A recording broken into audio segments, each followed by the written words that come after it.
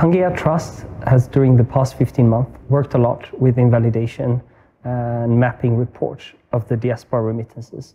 The ambition of this project was to identify how much is in remittances being sent to Kenya, Ethiopia, and Somalia. How is this being utilized? How much is going to consumption? How much is going to investment? Through this process, we've had a lot of learnings. One of the big takeaways has been not to look at the diaspora as one big group, but rather as an umbrella body for hundreds of subgroups. It's imperative to build trust when engaging with the diaspora. And how do we not only build trust as part of the diaspora to Pangea Trust, but as part of the report, so we can get the information needed towards the platform that we built, or working with Islamic finance, or with different institutional partners. So trust has been something that is a red line throughout the whole journey. One of the areas around trust has been asking the diaspora groups about financial information, such as how much are they sending, what does the money go to? And if we don't have trust, then you will not be able to access this information. And we also realized that when we interviewed the diaspora, that many were uncomfortable. We believe that being from the diaspora helped, however, to mitigate some of this. One of our findings is that small roundtables where we had 10 to 50 people from the diaspora worked very efficiently as part of building trust. There was a lot more openness than maybe interviewing one-to-one. It is also very important to include social cultural fabrics into the interviews. So, for example, one of the findings was that the Ethiopian diaspora were extremely interested in impact, almost more than the investment opportunity itself. However, when we engage with the Somali diaspora, we realize that the clan system matters a lot, and that there's other social cultural fabrics that are part of the decision-making process. One of the most surprising findings we discovered was that the word diaspora is something that most of the people in the diaspora do not understand what it is. I mean, as a terminology, it is used as somebody who lives outside of their own home country. But we realized that how people are using the diaspora was not the way that they were identifying themselves. So we also identified that there's a huge opportunity in redefining what does the diaspora mean for the African communities. We realized that there's a huge need to drive targeted campaigns. So when we did the mapping study for Kenya, we had people from 27 countries. Our initial plan was to do overall campaigns to mobilize, but then what we realized was there's a big need to do directed campaigns towards specific diaspora groups in specific countries. Trust is not only relevant when getting the information from the diaspora, such as sensitive financial information, but also when you look into government, that the diaspora has a certain distrust to government-regulated initiatives, but in one way, it can also add trust. So we see that there's a balance here, a very delicate balance between government involvement that could be positive as part of building trust, but too much of it could also ruin the trust. As Pangea Trust, working on the diaspora investment project, we were engaging with diaspora groups from Kenya, Ethiopia, and Somalia. And something that came out very clear is how different the diaspora groups are, both from socio-cultural context to trust level, previous experience, and so on. To be able to scale this project, having deep understanding of the local context is extremely important, but also to be able to do cross-country analysis and findings. You can present investment opportunities if you're packaging it in the right manner to the right audience, meaning the subgroup within the diaspora that we're addressing. Number two, Islamic finance and Sharia approval. Huge opportunities here. But the process, however, is quite complicated. Number three, looking at educational resources of educating the diaspora as part of what does it mean to invest? What is startups? How does a financial regulatory framework look like? Another area of trust is that many of the diaspora doesn't trust themselves as investors. So how do you get around this problem? By educating. We also identify that many of the diaspora are saving money either in the stock market or in the bank account or buying bonds. But dividend generating tools is something that was of high interest. So we really believe that there is a case here for looking into diaspora bonds and other kind of financial vehicles as part of driving not only trust, but investments locally. Another key finding is a role that development players such as SIDA could play. How do you create an investment environment that makes it easy for the diaspora to invest? Much of the barriers is that you don't understand the regulatory financial markets. You don't understand what does this mean to you as part of getting any dividends or money back. Is this meant to be reinvested into the local community? So by really simplifying the investment framework and regulatory framework on the African continent, this would be a huge catalytic effect. When working with the investment platform Pangea Connect, we have delivered on several areas. We've been engaging in a lot of interview processes with the diaspora together with SIDA Lab. We've been doing roundtable events, mapping study, validation workshops as part of that, stakeholder events.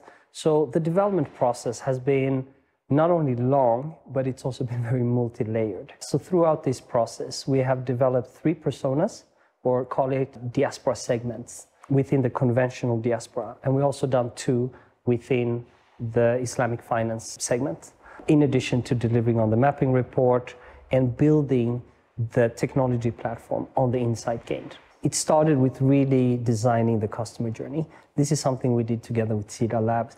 And by organizing both individual workshops and group workshop, we got different kind of feedback, but also different ways of validating the feedback that was shared. Using this insight now, we collaborated with IdeaBits, a technology provider who won the procurement process, to help us design the end user journey together with SIDA Labs.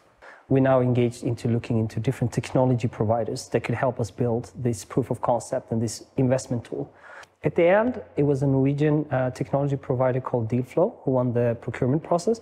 So then we engaged building the technology platform. Together with Dealflow, we have built this platform. We have launched it, or soft launch, and we already have over 500 diaspora investors. As part of developing and launching Pangea Connect, the investment platform, we realized that building trust is, again, a huge challenge. So the way that we have gone about it is by involving diaspora communities throughout the whole journey. So this gives us credibility and validation because it's a product by the diaspora for the diaspora. Another element of trust has been, who are the businesses you're going to be working with and what do we know about them? So as part of building Pangea Connect, we've also been having capacity building programs where we've been recruiting 29 businesses from Kenya, Ethiopia, and Somalia. And these businesses have been selected out of over 600 applications. We've been doing due diligence on all of them, both financially, legally, and also through the program socially. So these businesses have been going through a 3-month investor readiness program. And part of that process has been to preparing them before we now create the investment profiles on the investment platform and enable the diaspora to invest. In addition, we have created videos, pitch videos for them, which you can see on Pangea Connect, investment material, and all the other necessary material needed to unlock investment. The biggest challenge with building an investment platform is regulatory financial licensing. So not only do you need a license for Kenya, because we're starting off enabling investment in Kenya, but the same will be needed in Somalia and Ethiopia. So how do you overcome the regulatory, call it barriers? In our case, we have applied for a regulatory license through the Capital Market Authority in Kenya. They have a regulatory sandbox, and this is like a shortcut in terms of not spending too much time with it. Another learning from this process of building the investment platform is how long should each of the investment campaigns be? So if a startup is now fundraising on the Pangea Connect platform, should we have it 30 days, 60 days, 90 days? And what we're realizing is, because we're a new platform and we're building trust and we're onboarding people, that having a fundraising period of 30 days is not optimal. So a longer fundraising period, say 60 days, would really be more optimal, because that would allow us time to not only onboard but also build trust as we're doing that. During this process, we also identify a lot of opportunity areas. One, the diaspora are not only keen on investing, but they can also support with competence building, network, open up new markets. So if they're based in the US and invest in a Kenyan business, can they also open the US market for this business they have invested in? So how can we utilize also the soft skills and resources within the diaspora? Huge opportunity. Opportunity area two, when working with the diaspora on Pangea Connect, we also see that there's an opportunity to create investment vehicles on the platform. So for people who do not want to invest directly, but they want to invest indirectly, meaning you invest in a vehicle that then invests into businesses, is something that could also be incorporated into Pangea Connect and give broader, more alternatives basically for the audience. As Pangea Trust, we're very happy to have our platform, Pangea Connect, Sharia approved, but we also realize that we have just scratched the surface and that we can actually build a whole Islamic finance universe upon this platform. Another area is how difficult it is to innovate in this space, both from getting approval, but also the aspect of building trust, which is extremely important. So, have done this process of being Sharia approved, we also realize how difficult it will be for others to walk the same path. Hence, the need of an innovation partner within Islamic finance.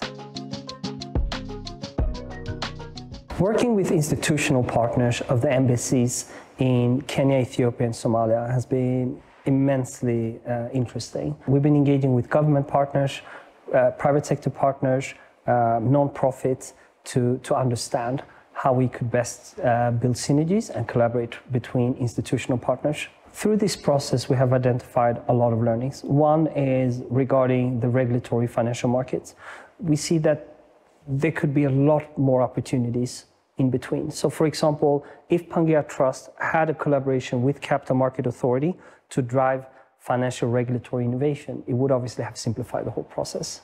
Another area where we see a lot of opportunities is working with diaspora groups, not only in Kenya, but between African countries, and how little synergy and communication it's between these groups. It's basically structured as silos, which doesn't make sense. Why do we work in silos when we all have the same challenges and the same opportunities? We see a lot of needs for policy change here and upgrading the policy changes. This is not only looking into Kenya, but more so in Ethiopia, Somalia, and basically any country we have engaged with. So how could we collaborate more to drive a policy that creates an enabling environment? Many countries are interested in engaging more with the diaspora. For example, the Somali government has launched an investment strategy for the country where the diaspora is playing a huge role. In Ethiopia, they're currently running a recovery strategy, both from COVID, but also from the conflict. Again, the diaspora plays a huge role. What we see here could be of high interest is how could we collaborate more between governments to align certain strategies? Because also here we see that there's very little learning in between, even though many governments are attempting the same outcomes. Another learning is that there are other groups, other organizations out there and groups that are working with the diaspora. One of them is IFAD, for example, which is also a partner of SIDA. Then one of the key learnings has been, how can we collaborate more naturally with some of these global organizations? For us, it's been learnings as part of that. There's certain areas where we've succeeded to collaborate, but there are many areas where we haven't. So how can we, together with other organizations such as IFAD and others, create arenas where instead of building silos, we are breaking silos and creating impact together? When it comes to institutional partnerships, we also identify some learnings and opportunities for our partners, one of them being SIDA. One, how can you bring about like-minded organizations that are outcome-driven and interested in market system development? Secondary aspect is how could a player like SIDA work to enable better policy and framework and bring more partners about to lower these barriers of entries that exist. Third area that we've seen of high interest is Islamic finance. Why don't we have an Islamic finance innovation lab where like-minded groups, again, interested in driving innovation within Islamic finance could collaborate? The reason behind all of these suggestions is there are too many silos when it comes to institutional partnerships. When the values and ambitions are so similar, we should be able to drive more synergy in this space, and we believe SIDA could lead that process.